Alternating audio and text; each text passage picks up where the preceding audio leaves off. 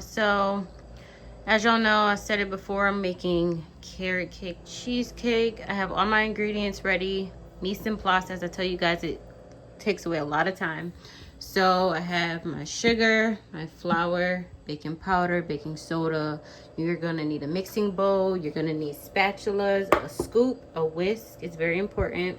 You're gonna need salt, cinnamon, 4 eggs, vanilla extract, unsalted butter, vegetable oil, some pan spray, sour cream. I'm using the rest of this so I can use that. I have 3 things of cream cheese. We're gonna need a hand mixer, or if you have a stand mixer, that works too. I have my brown sugar here, and then on the other side, you're going to need a cooking pan, pecans that we're gonna chop up. And for the chopping up, I'm gonna use my food processor instead of doing it manually. You can also either put it in a Ziploc bag and mash them with a rolling pin, or anything mashable, I would say, that you know is gonna mash it through the plastic. So that's what we have here. And oh, most importantly, so I'm doing a 6 and a 9-inch. Okay, so these are both spring foam pans. It's important to have for cheesecake the spring foam pans because it's easier to come out. Now when it's rigid like this, I make sure I put parchment paper in, which is also what you'll need. Our gloves, our carrots, of course, and this is the parchment paper that I use. It's from Michael's. Nothing special. You can go to the Dollar Tree. 10X, which is confectioner's sugar for the frosting.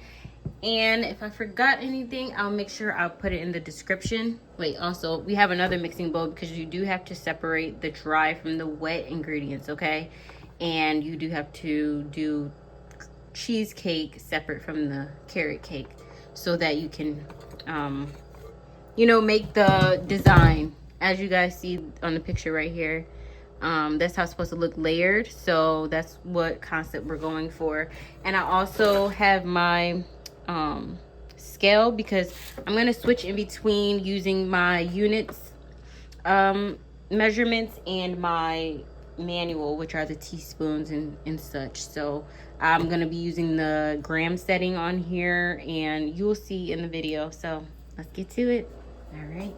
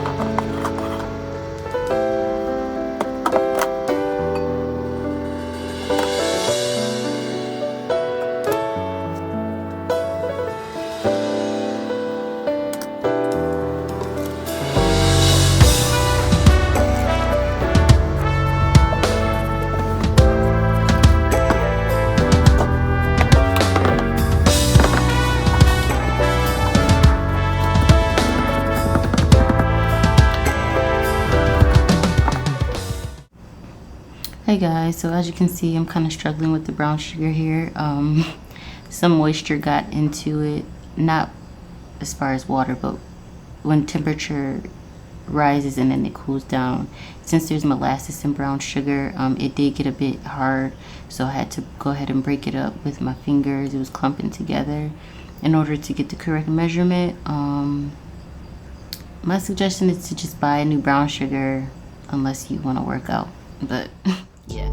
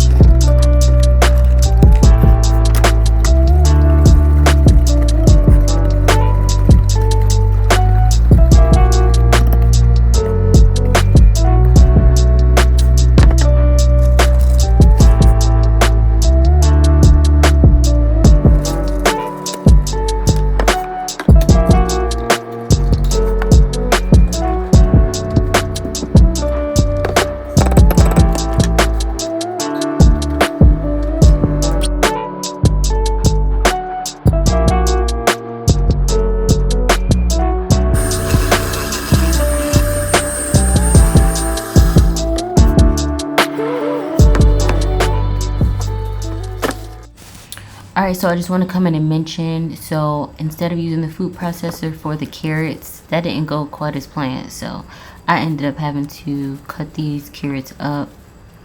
I think I actually used a grater, but my camera didn't record that part, so unfortunately. Alright, y'all, so this is the butter and the sugar for the caramelized pecans. And I'm going to go over there, grab my spatula, and wait till this melt, and then that's when you add the pecans in there. Alright, so I have my brown sugar, my sugar, and that's the cream cheese in there. I did blend the cream cheese before I added the sugars in here. And I believe the other thing I have to add, focus. Okay, so the sour cream, eggs, and salt, and the extract comes after this process. So I'm going to head back to this side. Okay, as we can see, our butter and sugar has melted. So now I'm going to go in and add our chopped pecans. And it says to cook these for 4 minutes.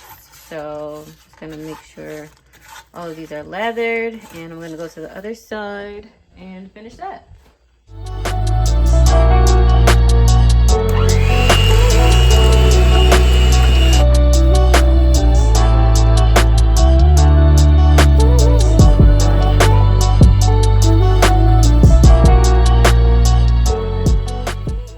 Alright, so now we got our sour cream, our salt, and our vanilla. I'm going to go ahead and add the eggs in there.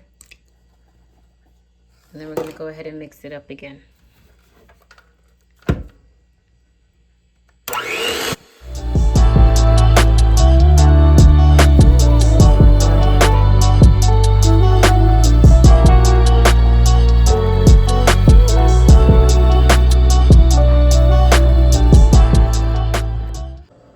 Alright, so I just got done doing the dishes. I panned out the spring foam pan. So what I did was I sprayed with the Pam, then I assembled my parchment paper, as you can see, and I sprayed on top of that some more Pam, and then I wrapped the foil around the pan.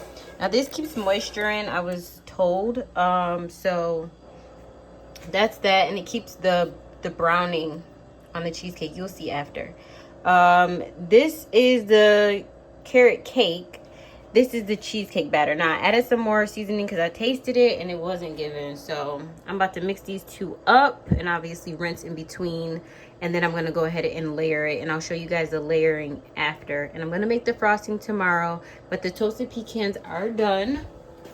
Can't really tell that they're toasted, but I'm going to taste one real quick.